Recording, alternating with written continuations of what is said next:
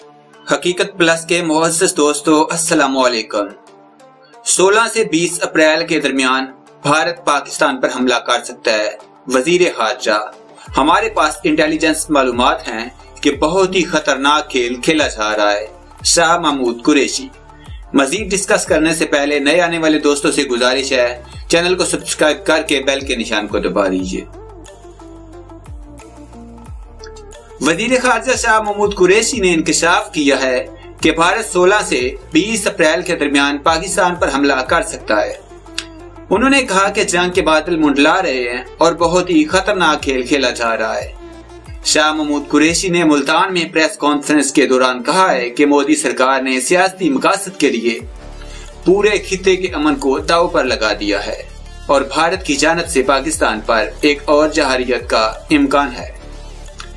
उन्होंने बताया कि भारत पाकिस्तान पर हमला करने के लिए खुद मकबूजा कश्मीर में पुलवामा जैसा एक और हमला भी कर सकता है।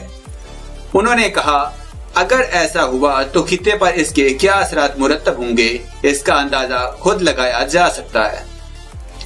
उन्होंने कहा कि हमारे पास काबिल भरोसा मालूमात हैं और भारत दोबारा ऐसा कर सकता है। उन्होंने बताया कि हमारे पास मुसद्दका इंटेलिजेंस है कि भारत एक और हमले की मंसूबाबंदी कर रहा है। वजीर खारजा ने पाक भारत तनाज़े के हवाले से कहा कि भारत ने अक़वाम मुत्तहिदा के चार्टर की खिलाफ वर्जी की है और ये जानते हुए भी बहुत से ममालिक खामोश रहे और कई जिम्मेदार ममालिक ने खामोशी इख्तियार कर रखी है।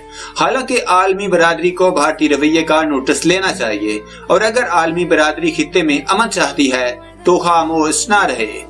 उन्होंने कहा, इसलिए हमने दफ्तर खारजा में सलामती कौंसिल के 5 मुस्तकिल अरकान को दावत दी और उन्हें सूरत हाल से आगाह कर दिया है।